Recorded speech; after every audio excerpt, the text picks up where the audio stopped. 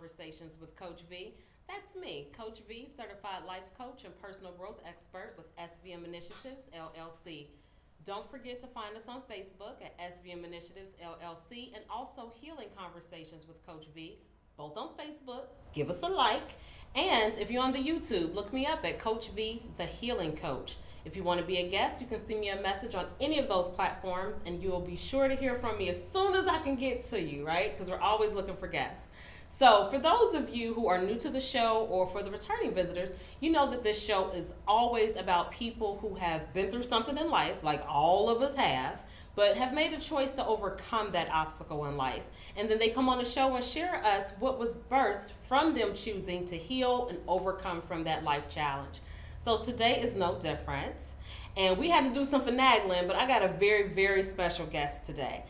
I'm just going to introduce her as Judge Marilyn Zayas. However, when she talks to you, she's going to break that down a little bit more because I was nervous to mess it up. So I have guest Judge Marilyn Zayas in the space today. Welcome, Judge. Thank you so much. Judge Z. There you Hashtag Judge Z. There you go. So thank you again so much to you and your team for accommodating us and coming onto the set, because I know when I met you, I knew a little bit about you, but then you gave me your 30 seconds and I knew more about you, and that made me research. So I think that your story should be shared. But before we get to that, how about you take a couple minutes and tell the audience who you are? Okay, well, you can call me Judge Z. Judge Z. Yes, Hashtag Judge Z. Okay. So I serve on Hamilton County's Court of Appeals. Mm-hmm. And, I've learned the court system is like a big mystery to everyone. And my court is the most mysterious one of all. Mm-hmm. I call mine the mystery court. Okay. But the Court of Appeals is it's sort of like being the Supreme Court for Hamilton County. Okay. So when people appeal cases, they bring it up to us. Most cases, that's the last place that they get heard. Wow, okay. Very few cases are heard by the Supreme Court of Ohio. And I'll give you some numbers. Last year, our court heard about 400 cases. Okay. Out of those 400 cases, some of them have been requested to be taken by the Supreme Court of Ohio. Okay. Up to date, Okay. they have taken one issue, 3 cases, but the same issue, one issue, out of all the cases that were heard. Out of 400? Out of the 400 that were heard. Wow. Yes. Okay. In our court, yes. Okay. Wow. Yeah. That number breakdown Yes. that's staggering. Yes. Okay. Yes. So, because I know you got numbers and figures and all this for everybody. Before we dive into that, though, I would love to know, I'm sure the people on Spectrum would love to know, I'm sure our YouTube family would love to know. Tell us some history on who Judge Marilyn Zayas, a.k.a. Judge Z, is, or who she was before she got to the appellate seat. Well, first I'm Latina. Okay, then represent. So I'm what we call a New Yorican. A New Yorican. I get it. New York and Puerto Rico. Exactly. Okay, I so got my it. parents are from Puerto Rico. Okay. I was born and raised in New York. I was actually born in Spanish Harlem. Oh, okay. So my family lived in Spanish Harlem. And then from there we moved more uptown to what we thought was a better neighborhood. Okay, right. But very quickly, the heroin epidemic of the 70s devastated the neighborhood. To this date, and from there it became crack cocaine. So to this date, my neighborhood is called Crack City. Like present day 2018. Yes, like if you were to Google Crack City USA, it'll say Washington Heights, New York City. OMG. So for those of you who gonna Google that, let us know in the comments that you check that out. All right, Crack City USA. Yeah, okay. yeah. So those neighborhoods, those are tough neighborhoods, obviously. Right. And growing up in the 70s, being Latina in New York, it was also an environment where there was a lot of discrimination. Okay. So when you grow up in these neighborhoods, and my family circumstances were also not particularly normal. Okay. So you know how people today say it's a dysfunctional family? I do. Well, that's the politically correct way of kind of characterizing my family. Oh, wow. Okay. It was beyond, okay. right? Mm-hmm. So, typically when you grow up like that, you really aren't expected to even get out of high school. And certainly I had many experiences growing up where it was clear that people did not expect from myself nor my siblings to do very much with our lives. But we all have dreams, right? Yes. And it's interesting because it's funny thinking about my dreams because at the time they seemed very lofty. Right. Right. And, okay. right? Okay. They really seem like, oh my gosh, like if I accomplish this, like I have made it. Made it. I have Yes. made it. Yes. And to me, my dreams were to go to college.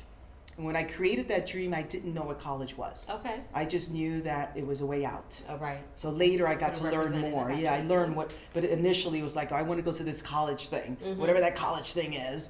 Get And me so- there. I Get got me you. there. Yeah, So yeah. college, I wanted to get out of New York City. Okay. It was my goal to live outside of New York City. And I wanted to own a home. I had grown up in apartments, so I really wanted to have a house. And the picture of a house to me would be a starter house here. It'd be like a Okay. 2-3 bedroom with a 1 bath. That Okay. to me, like if I own a house that's a 2-3 bedroom house with a 1 bath, I have made it. And if it has a yard all the way around and it's detached and it's not a townhome, I have really made it. And those are very realistic, not crazy, astronomical type To me, they dreams. were Yeah. very lofty. They really Yeah. were. Okay. They were extremely lofty.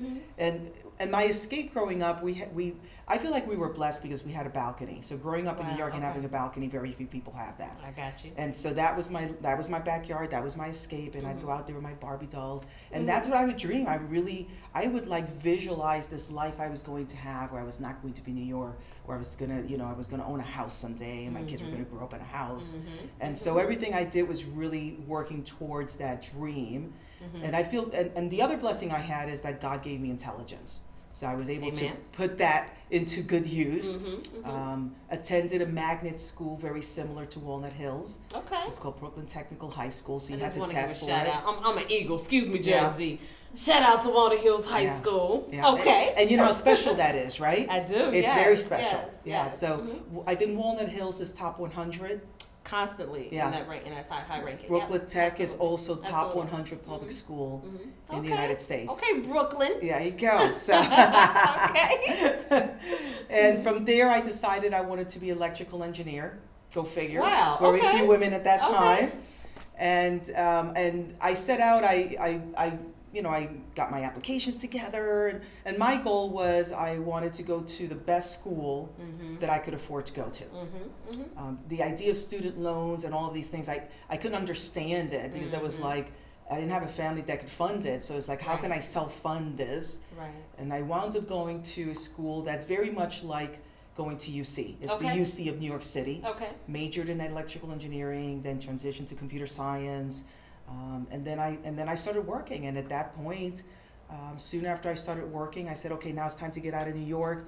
Put in applications for only companies that were outside of New York, and That's that's it. how I came here. Okay. So I came here in Totally '88. different though from the legal field. Yes. Like totally. So totally, my background totally is different. technology. So a lot of Okay. people don't know that. Yeah. And I came here to work for Procter and Gamble. Oh, for P&G. So Good that's old how- P&G. yes. Okay. So, okay. yeah, yes. Okay. So with all these, what you call lofty dreams, Right. which to us present day are, you 2-bedroom house and, the fence and the yard. Okay, cool. We can do that. With all those lofty dreams, what was the process for Judge Z to say, okay, this is where I want to get to. This is where I am. I know I have to do this college thing, whatever this is. Pretty sure that there were some challenges and some hurdles, some naysayers. Absolutely. What was it like during that time, and what kept Judge Z plugging ahead to make sure her dreams became a reality? See, I'm very pragmatic. Okay. And it's sort of the engineering me because engineers are very literal also, Yes, right? So I also absolutely, I think very absolutely. literally, I think very process oriented. I break things down into detail, but I'm also very pragmatic. So for me it was more like, this is where I am, this is where I want to go, how do I get there? And so whatever came along the way that said you can't do it, I just never heard that. Very good. Okay. I never heard that. And I don't know if that's my genetic makeup. Uh-huh. I don't know if it's growing up in New York. Okay. Because the other thing, when you grow up in New York and and I'm one of those people that I came to bloom very early. Okay. So okay, you walk down the understood. street and you get harassed by the Understood. guys. So what do? You just kind of walk down the street and you kind of look forward, right? Tunnel vision. Got the So, blinders yes, on. yes. So I learned very young to kind of just walk forward and just keep going forward, and that's kind of the way I did life. It's just like, this is where I need to go, and I just like, I don't hear all that stuff. Like, you think I'm hearing you, but I don't hear you. I just know that that's where I want to get to, and I just need to figure out how to get there.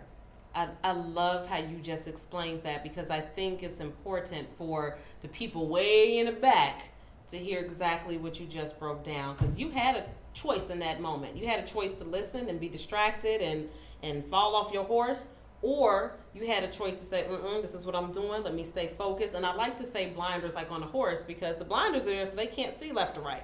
They are forced to look straight ahead. So essentially, that's what you chose to do. How did that look like, though, mentally, emotionally? You know, you was like, I'm not hearing you.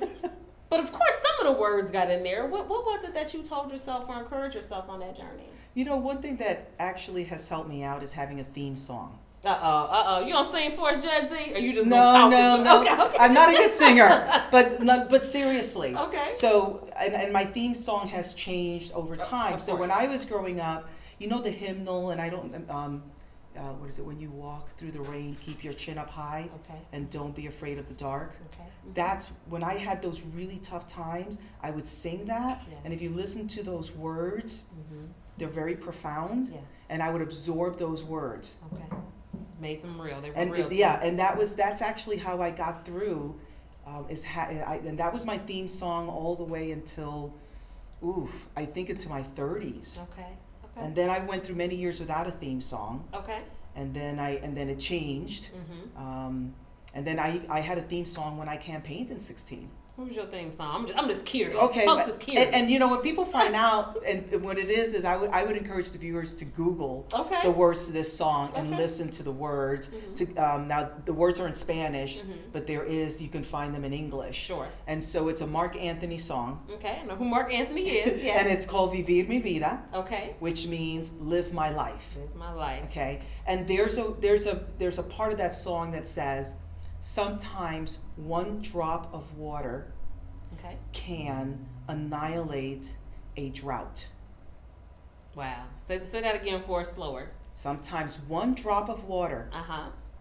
can annihilate a drought. And what did that mean to you hearing that? What that meant to me, because when I was running, like I knew what I was getting myself into. Right. I Okay. mean, at the time that I was running, there was absolutely no Democrats on the Court of Appeals in Hamilton County. None. None. Zero. There hadn't been one for I don't know how long. Wow. Okay. The last time a Democrat had been elected and through that election had won a seat against an incumbent was in the year 1993. 93. Yes. And in 2016, It happens broke again. that. Yes. Okay. Never had a person of color been elected to Mm. Hamilton County's Court of Appeals.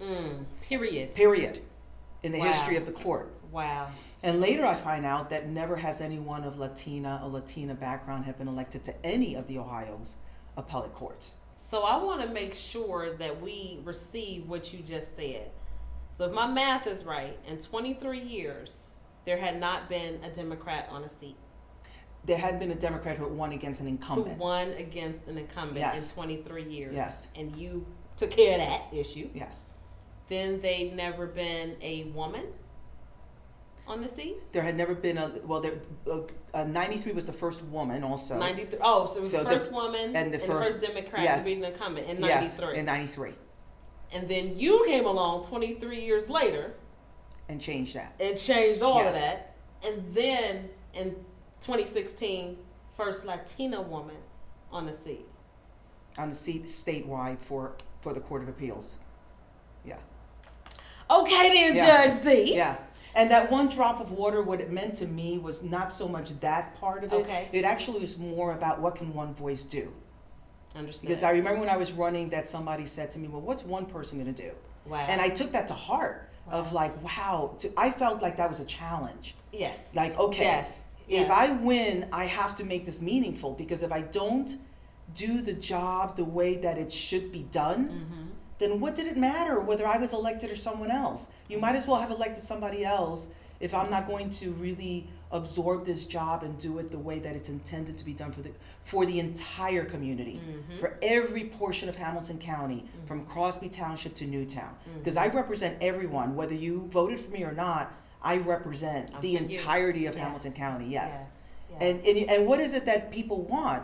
People want for the law to be applied, and for it to be applied even-handedly, and for it to Equally be possible. respected. Yes. For the law to be Yes. respected. Yes. And that's one thing that I learned about growing up in my circumstances. Mm-hmm. Between the neighborhood and the family circumstances, for me, like I've never asked for special treatment. It's not about, don't give me special favor. I heard about this quote the other day, I ask you for no special favor. I merely ask that you take your foot off my neck. I know that's right. Give me an opportunity. Yes. Right? So that's what it, so it's like, I'm not asking for special favor. A lot of people are really asking for special favor. It's just like, I want to be treated like everyone else. I want to have the same opportunities like everyone else. And when I serve, I'm not serving one segment of the community, I'm serving everyone. And if I'm respectful to the law, then I will be serving everybody. And, and then that one drop can really be meaningful. Yes. I ain't bring my white handkerchief today, Judge Z. I ain't bring it. I forgot. I want to make sure that we get to share one of the things we talked about in the green room today when you were talking about that you represent the entire community, from one town to another town. I want to make sure that everyone gets to hear the things you shared with me so that they can really get to know who Judge Z is. So with that being said, what's your background? What's your DNA makeup? What's my DNA? What's your DNA makeup? Yeah. Well, my brother had his DNA done. And so our biggest portion is Iberian Peninsula, which is Spain and Portugal. Okay. But that's less than 40%. Okay. So after that, his next biggest portion was African. Yeah. So his DNA showed up to have 17% African. 17%. Yes. Get out of here. Okay. Then the next after that is Native, and it's Native Caribbean, which was 14%. Okay. And you know that... Those some big numbers. Yes. And you know that saying about everyone has a little Irish in them? Yes. So...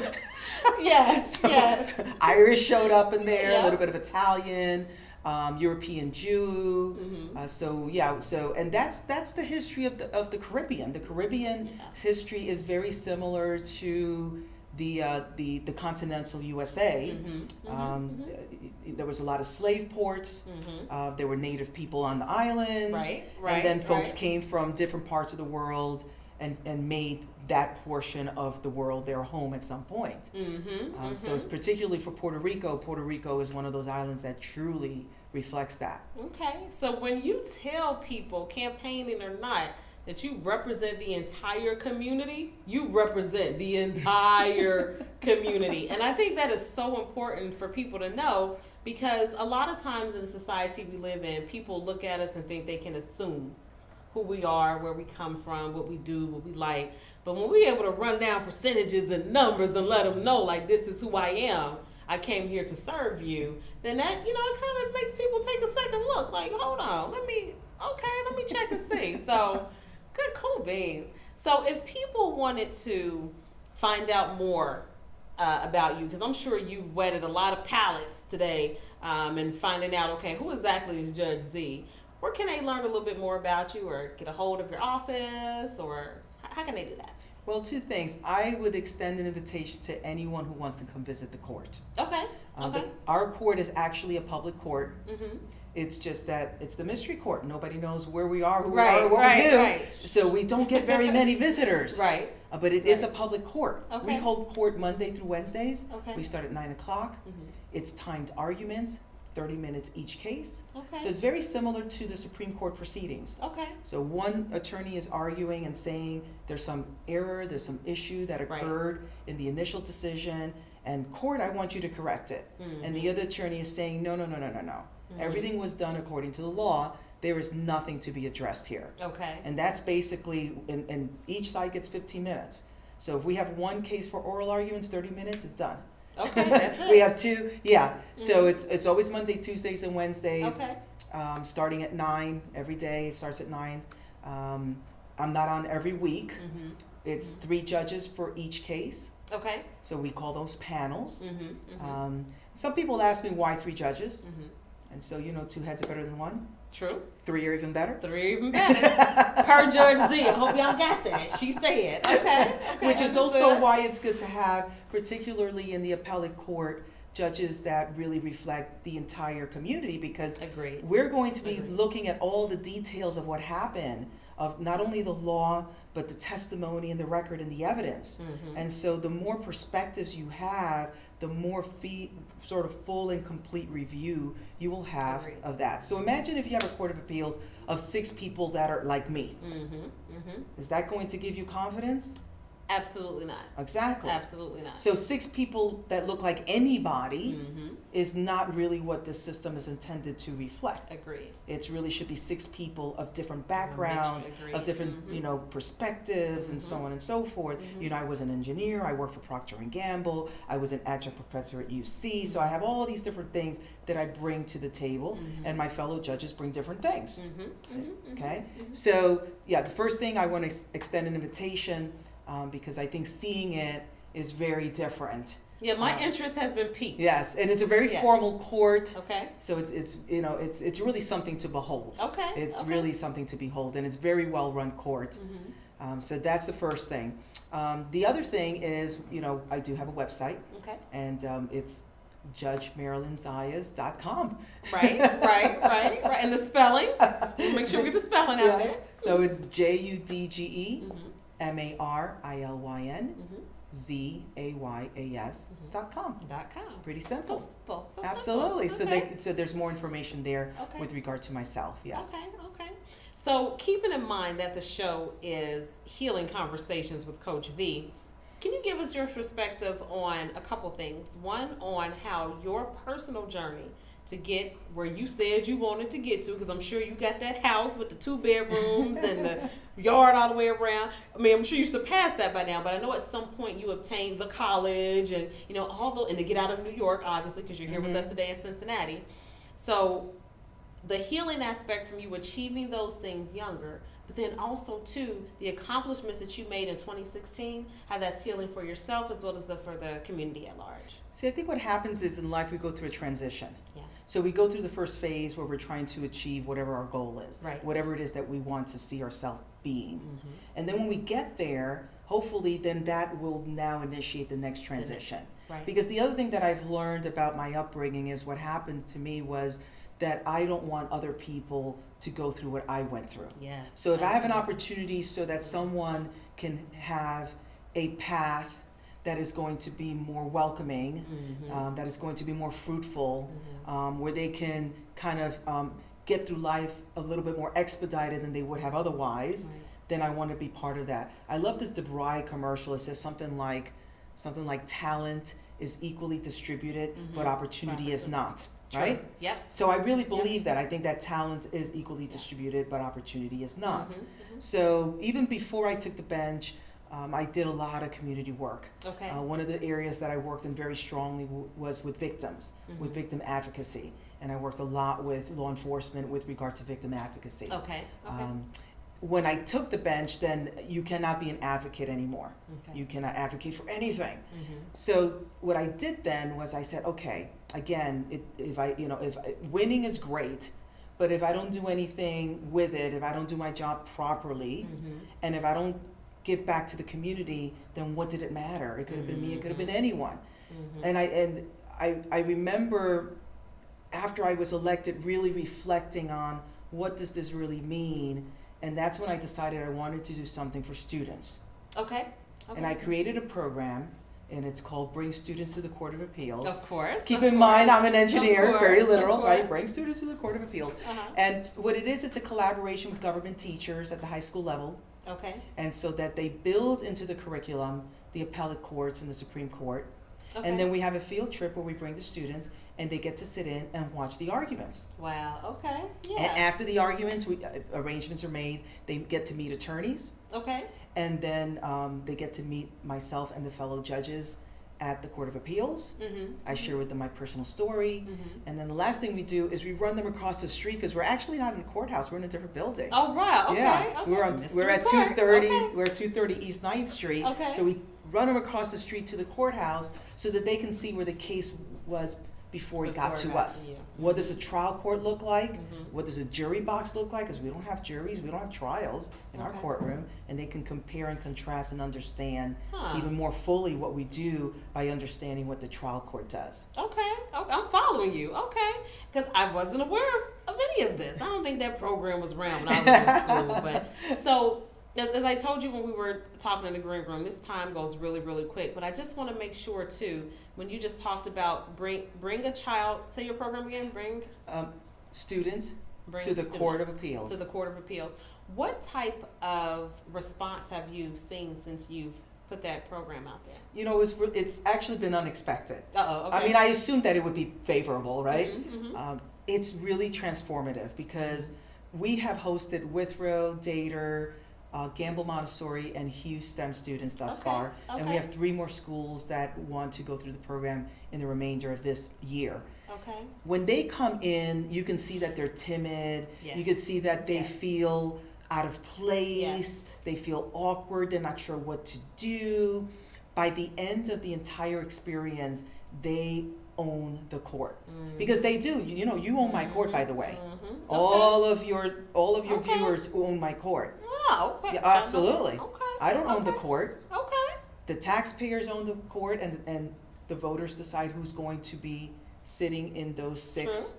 seats. Okay. True. Right? This is true. So this is true. So you guys We own the court. Judge Z says so. Yes. All And right. so the students feel that they Yeah. feel that they are part of the court, and it isn't this foreign thing that Yeah. they can never be part of. Yeah. Because not only do they feel they own it, but they feel that if they wanted to be part of it, if this was the career path that they chose, that it would be obtainable to them. It's possible. That it is possible to them. Now I want to share a thank you letter that one of the students wrote. Sure.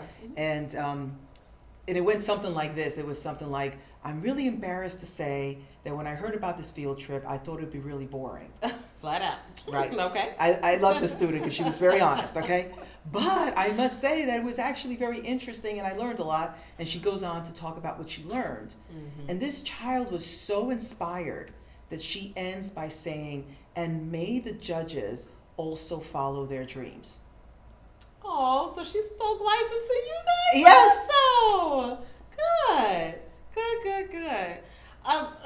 We're going to have to coordinate and bring you back to talk more about this program, because one of the things I do want to mention is the schools you mentioned, I heard, are inner city schools who may have a particular skewed version or vision of what the court is because of their environment. Exactly. But then you bring them in and you show them, no, this is a reality. Yes. You can be on Yes. the other side of Yes. the bench. You And know, I always so. make sure that they meet the prosecutor. Okay. Because there's such a negative sort of feeling and perspective Yes. about prosecutors. Yes. So every one of these student groups have met a prosecutor, and the prosecutor has shared what their role is in the system, and they also get to meet a defense attorney, Okay. and they get to share what their role is in the system. Get some clarity in the streets. Get some Mhm. clarity for the community. It's been so awesome to have you today. Is there a 20-second last minute comment that you can look into your camera and tell the folks for inspiration, for vision, for clarity?